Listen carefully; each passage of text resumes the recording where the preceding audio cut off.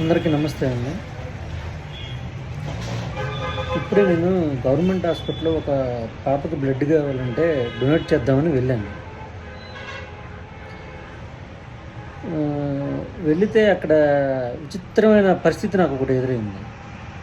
ఏంటి అదంటే, మనం బ్లడ్ డొనేట్ చేసినప్పటికి కూడా ఇక్కడ తీసుకొని ఆ బ్లడ్‌ని ఆ పాపకి ఇవ్వాలంటే స్క్రీనింగ్ చేయాలంట. స్క్రీనింగ్ ఇన్ ద సెన్స్ కొన్ని టెస్టులు ఉంటాయి. ఆ టెస్టులు చేయాలి. ఆ టెస్టులు చేయాలంటే ఆ గవర్నమెంట్ హాస్పిటల్‌లో ఏం చెప్తున్నారంటే, ఆ టెస్టులన్నీ చేయాలి అంటే అదొక కిట్‌లాగా వస్తదండి. సపోజ్ హెచ్‌బీఎస్‌ది, హెచ్ఐవికి ఇలా కిట్స్ ఉంటాయండి. అవి 30 అలా ఒక కిట్ ఉంటది. ఆ కిట్ ఒకసారి ఓపెన్ చేస్తే ఒక సింగిల్‌గా చేయడానికి అవ్వదండి.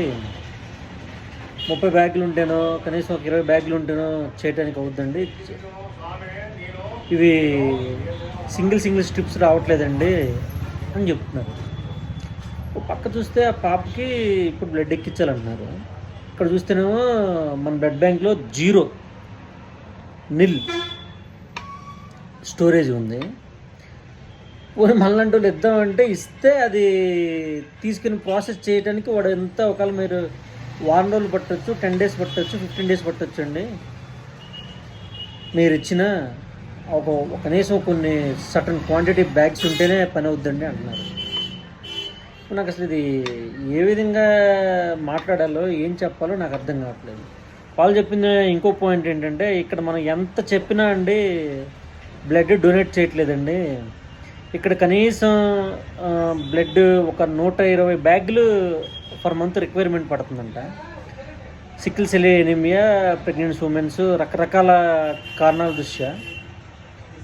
కానీ ఇక్కడ 10 బ్యాగులు కూడా నెలకు కలెక్ట్ చేయడానికి కూడా ఛాన్స్ లేదండి అంటున్నారు. ఇక్కడ ఉన్న క్రైటీరియాలో వాళ్ళు చెప్పిన ఒక క్రైటీరియా ఏంటంటే, ఇవ్వటానికి ఎవరు రారండి, ఎంత బతిలండి మేము ఎన్ని క్యాంపులు పెట్టినా. యువత రాదు, రాజకీయ నాయకులు కూడా మోటివేట్ చేసి తీసుకురారు, కొన్ని సంఘ సంస్కర్తలు ఉంటే వాళ్ళు తీసుకురారు. వాళ్ళు చెప్తున్న స్టోరీ ఇదంతా. ఎవరికి వాళ్ళే ఉంటారండి. బ్లడ్ అవసరమైనప్పుడు మాత్రం కావాలని తిరుగుతారు. లేదు అంటే ఇంకా బాబు చనిపోయినా కానీ వాళ్ళు ఏం లేదు అలా వెళ్ళిపోతారు. పోనీ కిందకెళ్ళి మీరు చూయించుకోండి, దొరుకుతుంది, ఎక్కించుకోండి, అక్కడికి వెళ్ళి స్తోమతుంటే బయట తీసుకోండి, లేదంటే ఏమంటారు అక్కడ కేజీహెచ్కి వెళ్ళండి అన్నా కూడా వీళ్ళు వెళ్ళరట. అదొకటి చెప్పాడు. రెండోది, నేను ఒక క్వశ్చన్ అడుగుదాం అనుకున్నాను ఇక్కడ యువతకి, మన అల్లూరు సీతారామరాజు డిస్టిక్ యువతకి. దయచేసి మీరందరూ కనీసం ఇయర్లీ వన్స్ అయినా ప్రతి ఒక్కరు ఒక గోల్ పెట్టుకుని, నేను ఇయర్లీ ఒక్కసారన్నా ఇవ్వాలి అని బ్లడ్ డొనేట్ చేయండి. ఆ డొనేట్ చేయడానికి కనీసం ఒక నెల, 2 నెలలు, 3 నెలల ముందు మీకు ఏమైనా చెడు అలవాట్లు అంటే మందు తాగడాలు, ఇంకేమన్నా డిఫరెంట్ హ్యాబిట్స్ ఉంటే అవి మానేసి కనీసం డొనేట్ చేయండి. ఇక్కడ మన పిల్లల్ని మనం బ్రతికించుకోవాలి. పుట్టిలో పుట్టిన పిల్లలు బ్లడ్ లేక ప్రెగ్నెంట్ ఉమెన్ చనిపోతుంది, పుట్టిన తర్వాత పాప ఎనీమియాతో చనిపోతుంది. ఇక్కడ mostly dangerous thing sickle cell anaemia అని ఉంటుంది. దానివల్ల ఇక్కడ చిన్నపిల్లలు 1 year లోపు, 2 yearsలో చనిపోయే కొరత చాలా ఎక్కువ ఉంది.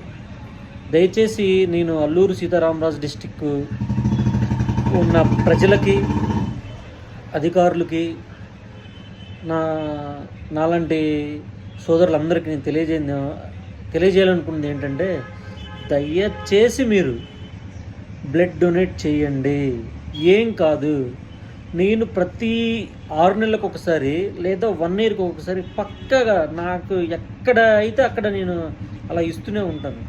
దయచేసి మీరు అలాగా డొనేట్ చేయండి. అది చెయ్యటం వల్ల బ్యాడ్ ఏం అవ్వదు. మనకి ఇంకా హెల్దీ, ఫ్రెష్గా ఉంటాం.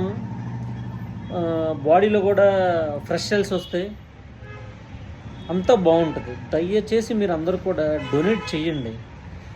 ఈ వీడియోని సర్క్యులేట్ చేయండి మన గ్రూప్స్లో, అందరికీ అవేర్నెస్ కలిగించండి.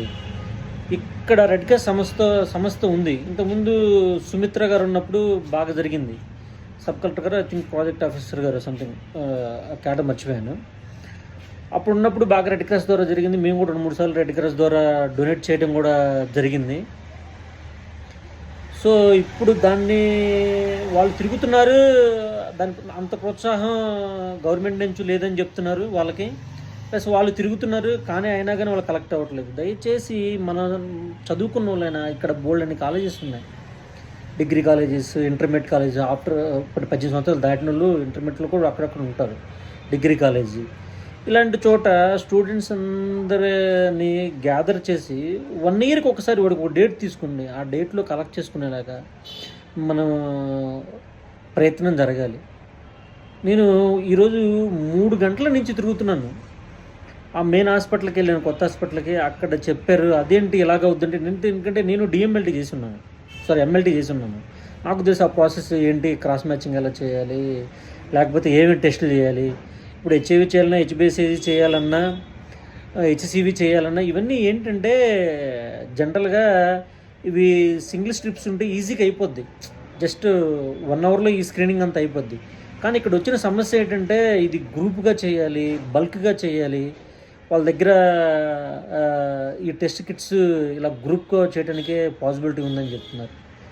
సో అదొకటి మారాలి, ఎమర్జెన్సీగా కావాలి. ఇక్కడ ఇప్పుడు నేను వెళ్ళి ఇవ్వడానికి కూడా వాళ్ళు తీసుకునే దాన్ని ఎక్కించడానికి వీళ్ళకి ఛాన్స్ లేదు ఇక్కడ. అది పరిస్థితి. ఇవి కూడా రెక్టిఫై అవ్వాలి. దయచేసి అందరూ దీని గురించి కొంచెం చాలా తీవ్రంగా ఆలోచించాల్సిన విషయం. మనం వేటుకో చాలా చేస్తున్నాం ఇక్కడ అడావుళ్ళు.